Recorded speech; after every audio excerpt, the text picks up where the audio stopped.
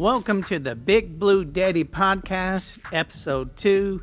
Tonight we're going to be talking about the reaction to the couple of Kentucky games. We had, of course, the exhibition game between Purdue, but we also had the Kentucky versus Tennessee game, and I'm just going to knock it out of the way. And so what we have is Joey Aguilar threw for 396 yards and had 3 touchdowns. Deshaun Bishop ran for a pair of touchdowns, and number 17, Tennessee took the advantage, and they won against Kentucky 56-34 last night. Now, I can't get into much negatives because we've seen the negatives. One thing is losing the ball. You got to hold on that ball a little bit more. You better hold on that ball. That's all I can say about that. Hold on to that ball because that ball was slippery last night. But I will give this. Here we have, let's talk about this game for a little bit. I'll go ahead and give you my little recap. Tennessee looked every bit the top 20 team they're ranked as. They're trying to get in that 12 playoff situation, and Joey Aguilar's performance was a statement this offense needed. Nearly 400 passing yards and 3 touchdowns on the road in the SEC is no small feat, and Aguilar chemistry with Brazil and Matthews gave Kentucky secondary fits all night, adding Deshaun Bishop's 2 rushing scores, and the Volunteers had the balance and the firepower to punish every Wildcat mistake. On the other side, it's hard not to feel for Cutter Boley. The freshman threw for 5 touchdowns and over 300 yards, numbers that would usually headline a win, but the costly pick 6 early on flipped the tone immediately. Kentucky was chasing the game from the point, and through the offense showed life after weeks of struggles. The defense simply couldn't keep pace. The miscues tell the story of Kentucky's season. Flashes of promise undone by chaos. That one bizarre fumble sequence in the first quarter felt symbolic. Confusion, missed chances, and bad luck all rolled in one play. As for Mark Stoops, this loss adds more weight to an already tense situation. 10 straight SEC losses and increasingly frustrated fan base are a tough combination when your home crowd sounds like a Tennessee home game by the fourth quarter. That says everything about where the morale is. Tennessee, meanwhile, leaves Lexington with the momentum and clear path to the climb higher in the rankings. The defense still has issues, but opportunistic turnovers and efficient offensive execution make this a confidence-building road win for Josh Heupel's squad. Now, let's get into this. Cutter Boley and the offensive, talking about Miller, talking about the catches that a lot of these players had, not just throwing to Rodriguez, which has been Cutter Boley's, main plan, because they have that chemistry together. We stretched out. We got some playing time from Lowe, which Lowe is a key to this offense. Now, when I said that this defense and offense is going to eventually click, and I believe it will click at the Florida game, and I will believe that they will probably beat Florida. That is my prediction, because this offense looked great, and if they keep getting at the defense, like I said, one game, both that defense and offense are going to have a perfect game, and that's what I'm hoping is going to happen by the Florida game, which is coming up. Guys, this was heartbreaking, obviously, but to see that these guys did not go out, they kept on playing, they kept on getting their motions together, watching them try and get the crowd involved. This was very emotional, yes, but I do see some hope and light to this game. Here's the biggest problem with what we're dealing with in football right now. We're wanting everybody to produce right now. Now, I know that, like I said, I give Texas game is because they had 2 weeks to prepare. I think that helped Kentucky out a lot, and I knew that because they went from that tough loss to this game that they probably were not going to recuperate immediately. And in fact, we saw a very tough injury with the center in the middle of this game, and we just kept on watching this team go on. They pressed on until, they finally they didn't give up. They did not give up. and kudos to them.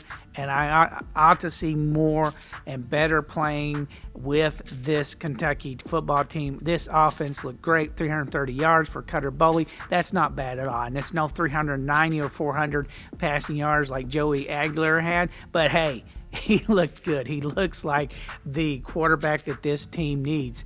And, folks, you guys let me know in the comment section where your stance with Mark Stoops. I don't know. I mean, they're in a position that unless they get someone who's going to go a different route than Mark Stoops, Kentucky's kind of stuck with him. There you go, folks. That's my take on all this. Let's get into the basketball because that's why you guys came. Okay, guys, I wanted to get a little prepared because I don't really need to say much about this, but I'm going to. And I'm going to revel in this win. I'm going to revel in the Boilermakers' defeat. Now, what I said last week, I had problems with Kentucky's inside game already. I have said that that's going to be a problem, but I'm going to tell you what. I said I had issues with Jasper Johnson handling the ball as a freshman. I was wrong. I was really wrong. And let me tell you, Jasper Johnson was great. Jasper Johnson and Malachi Moreno from Georgetown, and even so in Trent Noah, who had 10 points, looked great. The Kentucky guys brought it. The Kentucky guys brung it. This is what we need right now because these people are cheering for these guys to do this. Aberdeen, I already said this. Now, Denze Aberdeen, who is, and of course we got Moa Diabate, and I got, of course, I've got Ortega Orwe. When we get the center or power forward playing of Jaden Quaintance, and you put those four guys together, Ortega, Aberdeen, Diabate, Jaden Quaintance, maybe throw in Moreno, you're going to have one of the toughest squads in America because these guys are going to be relentless. They're going to be strong. They're going to go at you. They can drive at you. They can dunk on you. So let's talk about Ortega Owe. Yes, for a good introduction for the first game, 10 points, or I should say, this is not a game. This didn't count, you guys. This game does not count. So, but for his showing, 10 points, good on him. Trent Noah, 10 points. Jasper Johnson, 15 points. Cam Williams came to play. I didn't even know there was, what he was doing in that blue-white scrimmage. I had no idea what was going on in blue-white scrimmage. We did get to see a little bit of some deflections. Do we have the blocks? Is there any blocks? There's no blocks. It makes me so mad. They don't put any of the important stuff on these stats here.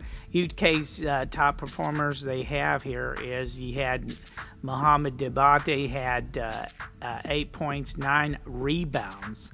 9 rebounds. Who else had top rebounds? We had 5 rebounds from Yelovic. We had Colin Chandler with 5 rebounds. And I think that's something that Mark Pope is going to look at. If you can rebound, you're going to play. And Brandon Garrison only had 4. This is, only I should say, but so did Malachi Moreno. Your bigs are playing like they're on the outside. What about field goal percentage? Anything about like the field goal percentage on these guys? All right. Okay, let's go into other stats here. What was the other side like? We had Fletcher actually had 14 points. It looked like Trent Noy was handling pretty good, but he's one of the guys like Ortega Orwe. It looks like he scores silent but deadly. You've got 19 points for Ren Kaufman. This guy here, he is had 7 from 15 from the paint or from the game.